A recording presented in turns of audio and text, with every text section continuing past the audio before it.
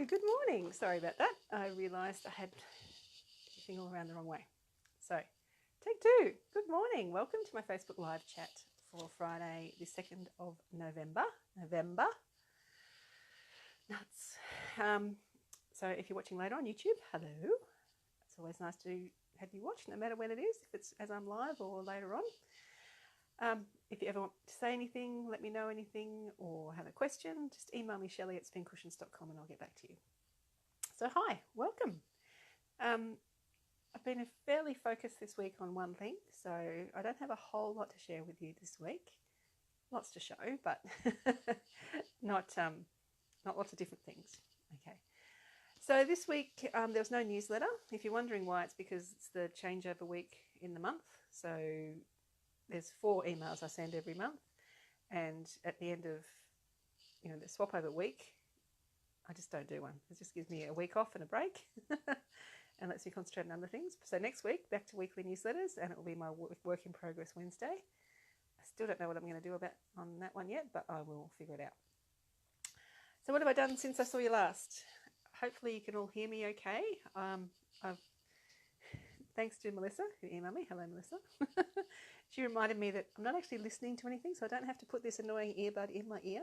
I can just have the microphone on my top. So hopefully you can all hear me okay, and it will all work fine. I'll just have to try not to knock the cord and knock everything over.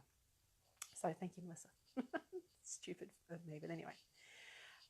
Yes. So last Friday, after I finished my video with you, I went to Mount Gambier, and I had to get my car serviced, and we had a fancy dinner to go to with my hubby's work over there as well. It was a big awards ceremony, like 500 people. It was huge.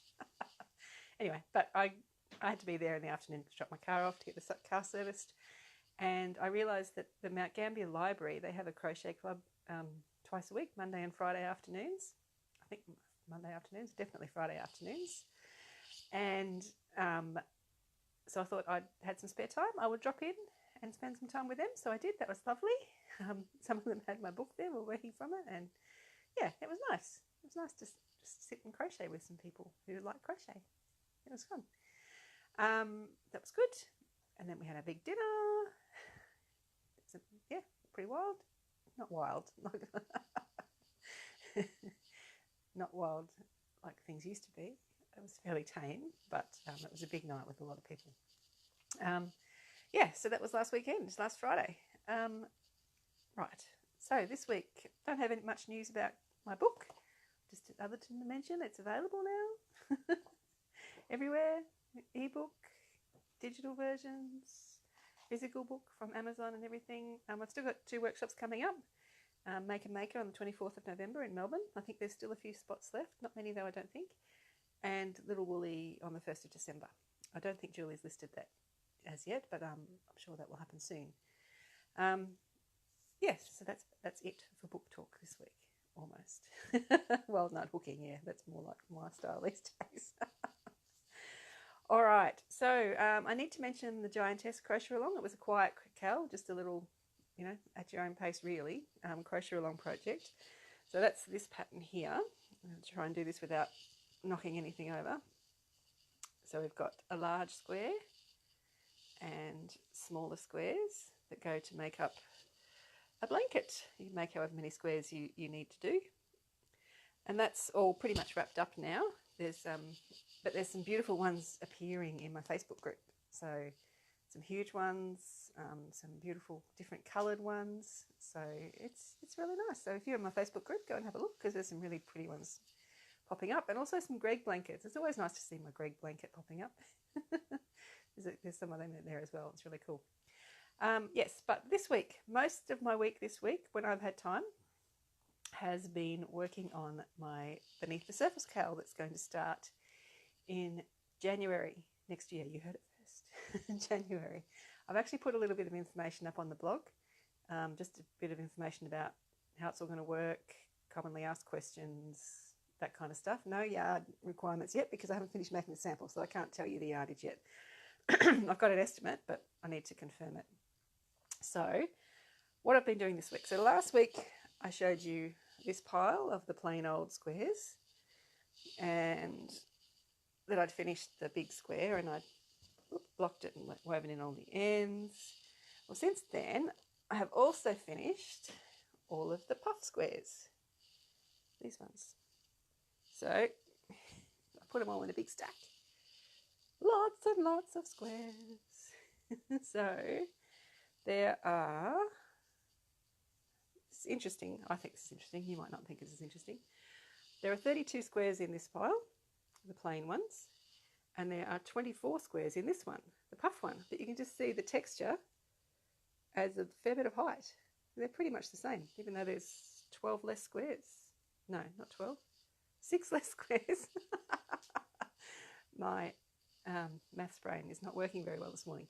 Yes, so 2 stacks. I have one more stack to go of only 16 squares of the popcorn square, which is this one here. I think I've made 4 or 5 of those, so I've only got about 9 or so more to go. So hopefully this time next week I will either have 3 piles and be ready to join, or I will have started joining. Hopefully I've started joining. Yes, so that's good. Progress. Now if you're making the cowl, don't worry, you won't be making big piles like this. You'll just be making a certain number of squares every week, and we'll be joining as we go. So yay, I'm just running out of room to put everything. All right, so that's good, but I've also done the videos for each of the squares. Go me. So I've used 10-ply cotton for these, so they're larger. This is 8-ply cotton, and this is 10-ply cotton, so you can see size difference. It's quite pronounced. I haven't finished. I just want to do a surface crochet video, so that's why there's a line missing from around here. I'll do that soon. So that's that one. And this one, I've got one more round of surface crochet to do that I'm going to do in the video as well, the puff one. And this one here, the popcorn one, I've got a couple of things to show you about the surface crochet on that one as well. The big one in 10-ply, it's just massive. It's still a bit wonky because I haven't finished the surface crochet. I've got 2 more rounds to do, and I also did this one on the wrong round. I don't think it really matters. Sam's asking what colour this is. This is the Bendigo Wool and Mill Sky with the snow, I think it's called, the pure white as a surface crochet. So sky and white, whatever the white's called. Yeah. So yay, that is a lot.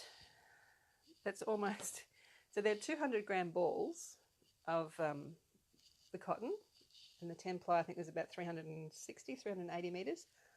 So this is all that's left out of 2 200-gram balls from just those 3 squares. So it's a bit of a yarn eater, this pattern, I am warning you now. But of course you don't have to make it the same size as I do. You can make it smaller if you want. So all the info about that will be up later. So yay, that's all cool. So today hopefully I'm going to finish off the videos, the surface crochet video. And next week when I start hopefully joining the other squares, I'll do a joining video.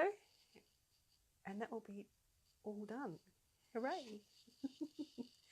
So yes, that has been my world this week. Oh yes, and I think I showed you last week I'd almost finished this one. So this is the large square without any surface crochet. So it is possible to do this whole cowl without surface crochet if you want to. You're just going to have to block your squares really well. So yeah, done. Because I did the alternate colours. This is the Arctic and French Navy, just to do the round by round photos for the patterns. So all of those are done as well. So it's awesome. I feel so good about how much progress I've made this week. I've been almost, I think 5 of the 6 blog posts are practically written.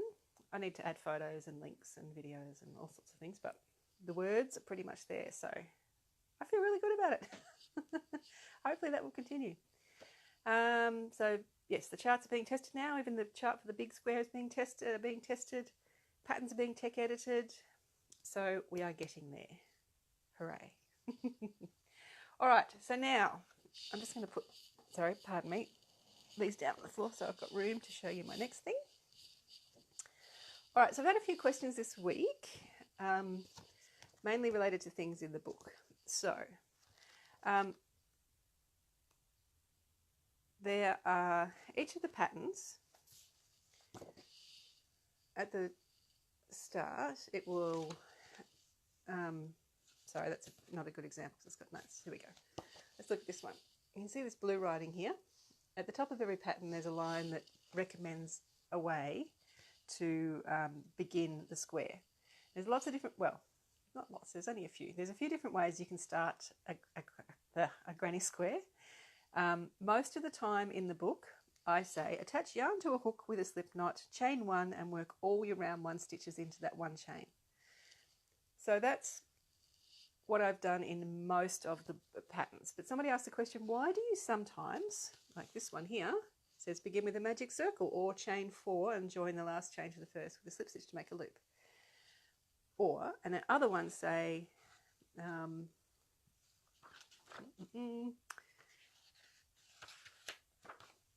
sorry, I've just got to find the relevant one. I know which one it is. I just got to get to the right page.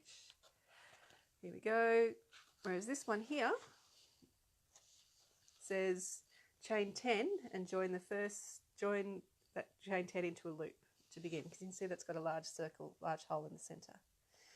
So there are 3 different ways. There's different reasons for using different ones in different situations. All right, let's have a look. All right, chain 1 and work all round 1 stitches. That's one of these. This one from the book. I've chained 1 and all of the round 1 stitches are worked into chain 1. Now the reason I do that is because there's a knot. The hole might open up a little bit as you're working your round 1 stitches, but when you weave in the end, you can pull it tight. So that's what's happened here. You can see there's not really a hole in the center. This one here is another one. Same method to start. Chain 1 and all the round 1 stitches are worked into that chain 1. But sometimes that doesn't work. For example, this one here is Deco, the very first pattern in the book. Now there are 16 stitches in the first round. I find that it's too hard to put 16 stitches into that one chain. It just gets too tight and you're at risk of breaking your yarn. So that's when I'll say do a magic circle or chain 4 and join that chain 4 into a loop. You're not going to get a nice tight circle with your chain 4. You can weave the end in, but because there's chain 4, it can be a bit bobbly when you do pull it tight. So that's why I suggest a magic circle. But as you know, with magic circles, they can come undone. So you must weave in really, really well. So that's, you know, if it's got 12 stitches or less in the first round, generally I'll say chain 1 and work all your stitches into chain 1. Or if it's a designed feature to have a hole in the center, I might say do a chain loop and make a circle. Or I might say do a magic circle, but don't pull it all the way tight. That's what this is. This is the Dahlia pattern. And I think I say do a magic circle, but leave a hole in the center. Don't pull it all the way tight as a design feature. So I hope that explains why there's 3 different ways that I suggest to start. Sorry, I should have showed you. There's the sole, the one's got the really big hole in the center. So that's with chaining 10. So lots of different ways, and I do say which one is best for each pattern. So there you go. Another question that I have had about the book is, as you know, probably each square I've done in a single colour, and the pattern is written as if it's for single colour as well. I don't talk about colour changing in this pattern, but you are absolutely welcome to change colours, as I have all of these things. But the best way to attach your new colour. Now I do talk about that in the book, up in the beginning, on page 10.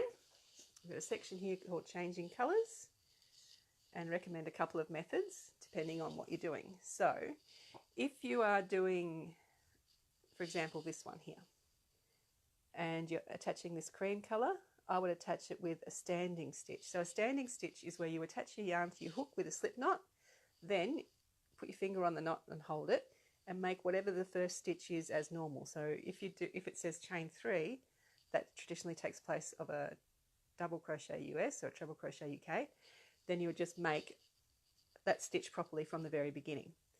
But if you are only doing one round. So here this yellow is just one round of that colour. Instead, I would attach with a slip stitch and then either do the starting chain or a false stitch, because if you start with a standing stitch, you're going to have an end at the top, and then when you join with a slip stitch, you're going to have another end at exactly the same place. So I like to join with a slip stitch so you have an end at the bottom to deal with and an end at the top to deal with. It's not a really big thing. It's a really tiny, tiny thing, but that's just the way I do things. But I talk about that in the book. So that's about changing colours. Yay. I had another question by email this morning about the repeats and how they work in my patterns. So you've got written pattern, instructions, and there's asterisks in there.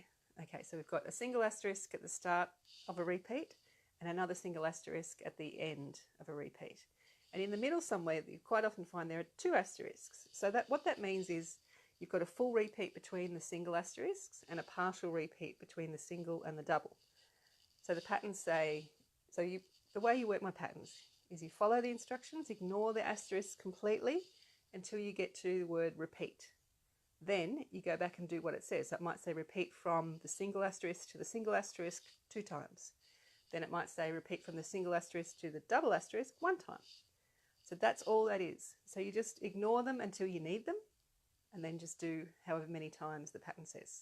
So I've got blog posts and things explaining how it all works, and it's all explained in the book as well. But yeah, that was just that. I've had a couple of queries about, like, when people purchase a book from me here in Australia, I send it out to them, and they also get a link to download the digital version for free.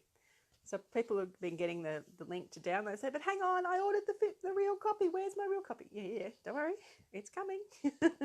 It's just a bonus to get the digital copy as well. So that's if you buy from me. If you have bought from anywhere else, just email me your receipt, and I'll give you a link to the download version as well. Easy. Right, yay. Okay, now I have a question for you now before I wrap up. I've been thinking, like, as you know, I've been making great progress on my crochet along pattern for next year, for January, which is great. So I'm starting to free up some brain space for what's next.